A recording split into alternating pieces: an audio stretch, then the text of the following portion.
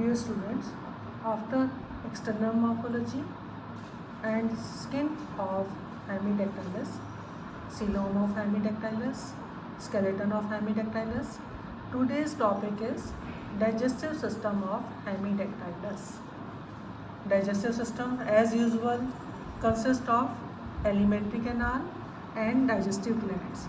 Alimentary canal is complete and consists of mouth, buccal cavity, esophagus, stomach, small intestine and large intestine.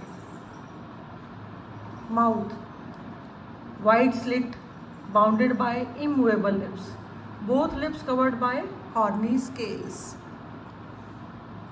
Upper lip है sharp edge, lower lip rounded होता है. Mouth opens into buccal cavity. Buccal cavity कैसी है? Narrow anteriorly and wide posteriorly, lined by mucous membrane. It has teeth, tongue, internal nares and buccal cavity. Teeth कैसे हैं students? Teeth on pre maxilla and maxilla of upper jaw. Upper jaw में भी होते हैं और lower jaw में भी. Lower jaw में किस किस पे हैं? डेंट्री, पैलेटाइन और टेरिगॉइड्स पर हैं. टीथ कोनिकल हैं, स्मॉल हैं, एक्रोडोंट हैं. ठीक है. और front part of to jaw is toothless, क्योंकि टीथ की वीरिंग होती रहती है. तो टीथ अपर जॉ में भी हैं और लोअर जॉ में भी हैं हेमीडैक्टाइलस में. उसके बाद बक्कल कैविटी में क्या प्रेजेंट है? Tongue. Tongue anteriorly free and posteriorly fixed, frog की तरह नहीं होती. ठीक है. Soft, fleshy and muscular at the floor of buccal cavity. And mid dorsal groove on dorsal side and glandular papillae होती हैं उस पर. ठीक है. पैपिली है जो कि टेस्ट को बताती हैं और एक ग्रूव है टंग पे. ये बक्कल कैविटी का डायग्राम है हेमीडैक्टाइलस में. क्या क्या पार्ट दिखा रखे हैं? लोअर जॉ पे एक्रोडोन, टीथ, टंग दिखा रखी है, ग्लोटिस है, यूस्टेचियन ओपनिंग है, फ्लोर ऑफ बक्कल कैविटी है, देन उसके पीछे फेरिंग्स है. You will draw this diagram in your copy.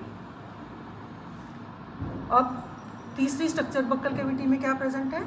Internal nails, जो कि बक्कल कैविटी के रूफ में प्रेजेंट है एंटीरियरली. फिर उसके बाद बक्कल ग्लैंड्स प्रेजेंट हैं कुछ.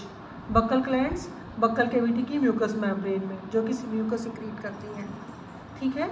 This is about buccal cavity of this wall lizard. तीसरा पार्ट है एलिमेंट्री कैनाल का फेरिंग्स, टंग के पीछे. फेरिंग्स की लाइनिंग में काफ़ी फोल्ड्स होते हैं और फ्लोर पे एक ग्लोटिस प्रेजेंट है. एंगल्स ऑफ जॉज में यूस्टेचियन ट्यूब्स की ओपनिंग प्रेजेंट है. फेरिंग्स पीछे की तरफ नैरो होता है और जाकर खुलता है इसोफेगस में. तो इजी सी है एलिमेंट्री कैनाल इसमें वॉल लिज़ार्ड में. अगला पार्ट है, चौथा पार्ट, इसोफेगस. नैरो, मस्कुलर और स्ट्रेट ट्यूब है. नेक से पास करती हुई स्टमक को ज्वाइन करती है. इंटरनल वॉल में लॉन्गिट्यूडनल फोल्ड्स हैं, जिससे कि ये फूड स्वेलोइंग में डिस्टेंट हो जाता है, फैल जाता है और स्वेलोइंग ऑफ फूड इजीली हो जाती है. ओके. तो फेरिंग्स को स्टमक से कौन जोड़ता है? Short narrow muscular tube, oesophagus. Next part है इसोफेगस. स्टमक. पांचवा पार्ट है stomach. Anterior part cardiac stomach, posterior part pyloric stomach. Cardiac stomach anterior और पोस्टीरियर पाइलोरिक स्टमक. स्टमक की वॉल्स थिक होती हैं और स्टमक को पोजीशन में मेंटेन किया जाता है with the help of peritoneal fold, जिसको कहते हैं mesogaster. Cardiac stomach is present on left side of liver. Pyloric stomach के एंड पे एक पाइलोरिक स्फिंक्टर प्रेजेंट है. Okay students. नेक्स्ट पार्ट है अब एलिमेंट्री कैनाल का small intestine. Small intestine long, narrow और कॉइल ट्यूब है, divided into two parts, duodenum और इलियम. ड्यूोडेनम पाइलोरिक स्टमक को रिसीव करता है और यू शेप स्ट्रक्चर फॉर्म करता है और बाइल और पेंक्रियाटिक डक्ट्स को रिसीव करता है. ठीक है. और इसकी इनर लाइनिंग में वेवी लॉन्गिट्यूडनल फोल्ड्स होते हैं ड्यूोडेनम की, ताकि एब्जॉर्प्शन के लिए सरफेस एरिया इंक्रीज हो जाए. स्मॉल इंटेस्टाइन का दूसरा पार्ट है ileum, longest twelve part of alimentary canal.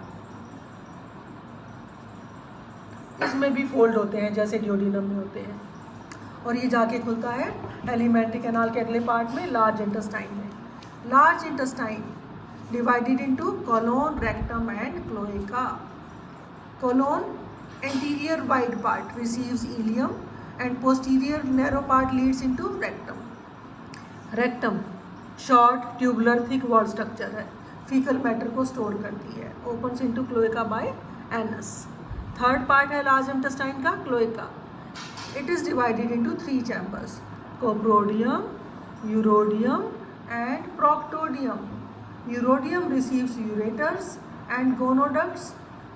Proctodium opens out by cloacal aperture, present at the junction of trunk and tail. Okay students, cloaca reabsorbs excess of water from fecal matter and urine.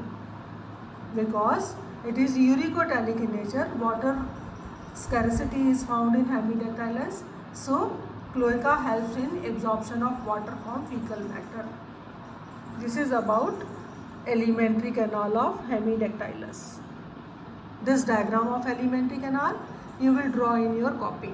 Esophagus, right lobe of liver, left lobe of liver, spleen, cardiac stomach, pyloric stomach, sphincter, pancreatic duct, सारे parts को दिखाता हुआ caecum, ileocaecal valve, colon, rectum, urinary bladder, cloacal aperture, anal sphincter, ये सारे parts दिखाते हुए आप एक डायग्राम ड्रॉ करेंगे अपनी कॉपी में।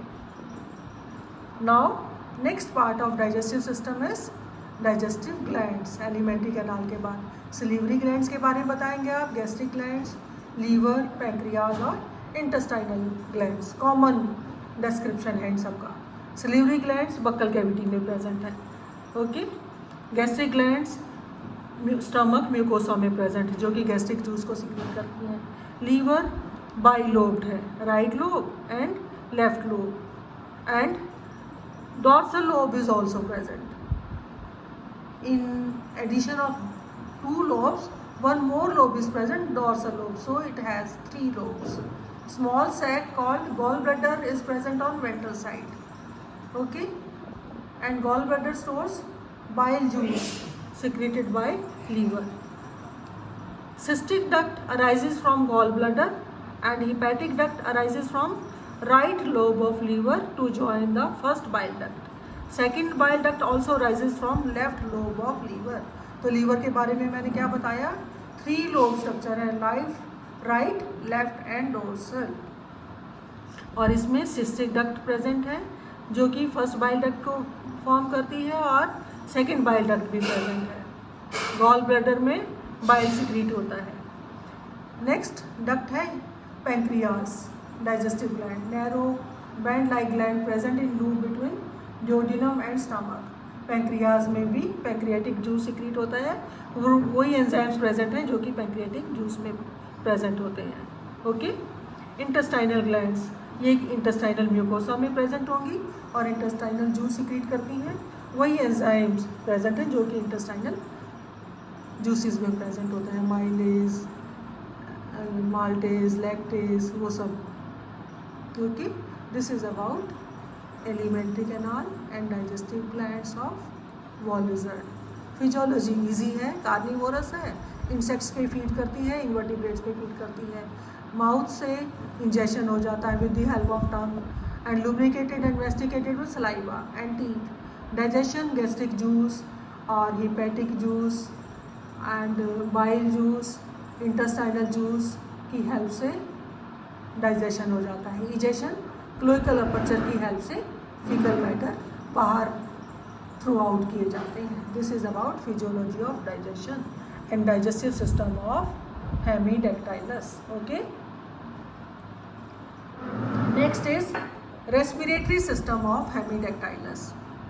This diagram you will draw in your practical registers, in your theory registers. 2 lungs को शो करता हुआ एंड रेस्पिरेटरी ट्रैक को शो करता हुआ। Respiratory tract, external nares, small oval openings, हमने एक्सटर्नल मॉर्फोलॉजी में पढ़ा था, present on snout Inner side each nares has a prominent swelling of mucous membrane. क्या काम करता है ये? Acts as well to close the aperture during burrowing. External nares open into olfactory sacs. दूसरा part है रेस्पिरेटरी ट्रैक्ट का olfactory sacs या nasal chambers. Olfactory capsules में present है ये. Nasal chambers open into anterior part of buccal cavity through the internal nares. तीसरा part है glottis at the floor of buccopharyngeal cavity between basal bifurcation of tongue and glottis opens into larynx. Larynx small median chamber है. Wall is supported by a pair of retinoids and a cricoid cartilage. उसके बाद trachea elongated cylindrical tube है supported by complete cartilaginous rings. Rings prevent collapsing of trachea. In thorax, trachea bifurcates into two bronchi near the base of heart. Bronchi supported by rings. Each bronchus opens into lung of its side. Okay. Bronchi do not bifurcate into bronchioles. Only bronchi are present. Now respiratory organs, a pair of lungs. Symmetrical होते हैं ये, thin walled fusiform elastic hollow sacs, orange color के एक जैसे होते हैं, और inner lining raised into septa enclosing small air sacs और alveoli. Anterior part more circulated and blood supply उसमें ज़्यादा होती है. Wall of lungs और alveoli इनमें blood का तो supply हर animal में होता है. Inner surface of lungs is moist due to mucus secreted by mucous cells in inner wall. ये भी बहुत easy है. A pair of lungs symmetrical. Mechanism भी बहुत इजी है. इंस्पिरेशन होता है, एक्सपिरेशन होता है. इंस्पिरेशन जैसे हर एनिमल में इन एक्सटर्नल इंटरकॉस्टल मसल्स की कॉन्ट्रैक्शन से ribs are pulled outward and forward. Pleuroperitoneal cavity का साइज इंक्रीज हो जाता है, लंग्स एक्सपेंड करते हैं and air pressure falls. And due to fall in air pressure atmospheric air rushes in lungs through respiratory tract. Expiration कैसे होता है? वही सेम. गैशियस एक्सचेंज के बाद इंटरनल इंटरकॉस्टल मसल्स कांटेक्ट करती हैं, रिब्स अंदर की तरफ पुल होते हैं और प्लूरोपेरिटोनियल कैविटी का वॉल्यूम डिक्रीज हो जाता है. लंग्स कांटेक्ट करते हैं और एयर प्रेशर इंक्रीज हो जाता है. Foul air rashes out. This is about mechanism of respiration, inspiration as well as expiration. Thank you.